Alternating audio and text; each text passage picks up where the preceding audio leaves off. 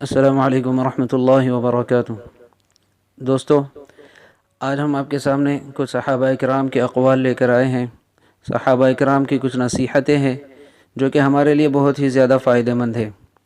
حضرت اعمش رحمۃ اللہ علیہ کہتے ہیں کہ مجھے یہ بات پہنچی ہے کہ حضرت حذیفہ رضی اللہ عنہ فرمایا کرتے تھے، تم میں وہ لوگ سب سے بہترین نہیں ہے جو دنیا کو آخرت کی وجہ سے یا آخرت کو دنیا کی وجہ سے چھوڑ دیتے ہیں، بلکہ سب سے بہترین لوگ وہ ہے جو دنیا اور آخرت دونوں کے لیے محنت کرتے ہیں۔ حضرت ابی بن کعب رضی اللہ عنہ نے فرمایا، اللہ کی کتاب کو امام بنا لو، کیونکہ اسی کو تمہارے رسول صلی اللہ علیہ وسلم تمہارے لیے پیچھے چھوڑ کر گئے ہیں۔ یہ ایسا سفارشی ہے جس کی سفارش مانی جاتی ہے، اور ایسا گواہ ہے جس پر کوئی تہمت نہیں لگائی جا سکتی۔ اس میں تمہارا اور تم سے پہلے لوگوں کا تذکرہ ہے، اور اس میں تمہارے آپس کے جھگڑوں کا فیصلہ ہے، اور اس میں تمہارے اور تمہارے بعد والوں کے حالات ہے۔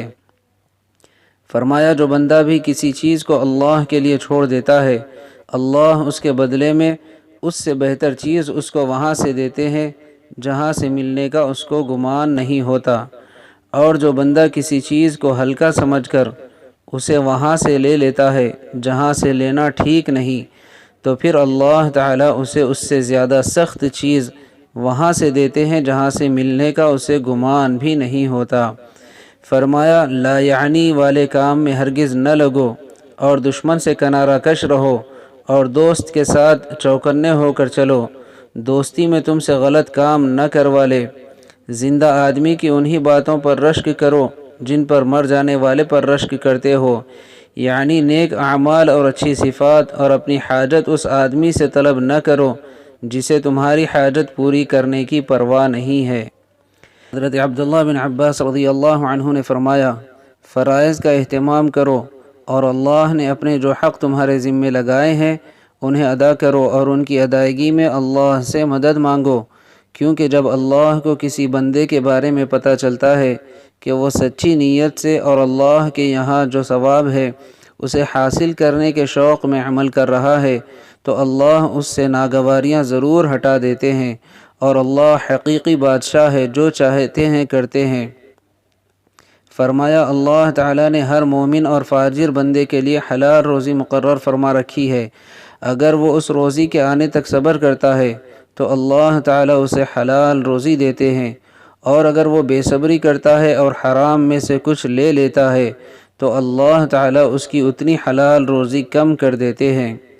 حضرت عبداللہ بن عمر رضی اللہ عنہما نے فرمایا، بندے کو جب بھی دنیا کی کوئی چیز ملتی ہے تو اس کی وجہ سے اللہ کے یہاں اس کا ایک درجہ کم ہو جاتا ہے، اگرچہ وہ اللہ کے یہاں عزت اور شرف والا ہو۔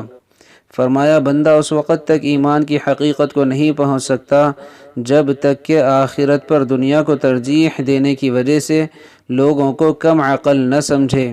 حضرت وہب بن کیسان رحمۃ اللہ علیہ کہتے ہیں کہ حضرت عبداللہ بن زبیر رضی اللہ عنہما نے مجھے یہ نصیحت لکھ کر بھیجی۔ فرمایا، تقوی والے لوگوں کی کچھ نشانیاں ہوتی ہیں جن سے وہ پہچانے جاتے ہیں، اور وہ خود بھی جانتے ہیں کہ ان کے اندر یہ نشانیاں ہیں، اور وہ نشانیاں یہ ہے: مصیبت پر صبر کرنا، رضا بر قضا، نعمتوں پر شکر کرنا، اور قرآن کے حکم کے سامنے جھک جانا۔ امام کی مثال بازار جیسی ہے، جو چیز بازار میں چلتی ہے اور جس کا رواج ہوتا ہے وہی چیز بازار میں لائی جاتی ہے۔ اسی طرح امام کے پاس اگر حق کا رواج چل پڑے تو اس کے پاس حق ہی لایا جائے گا، اور حق والے ہی اس کے پاس آئیں گے، اور اگر اس کے پاس باطل کا رواج چل پڑے تو باطل والے ہی اس کے پاس آئیں گے، اور باطل ہی اس کے پاس چلے گا۔ اللہ تعالی ہم سب کو ان باتوں کو سمجھنے کی اور اس پر عمل کرنے کی توفیق عطا فرمائے۔ آمین۔ والسلام علیکم ورحمۃ اللہ وبرکاتہ۔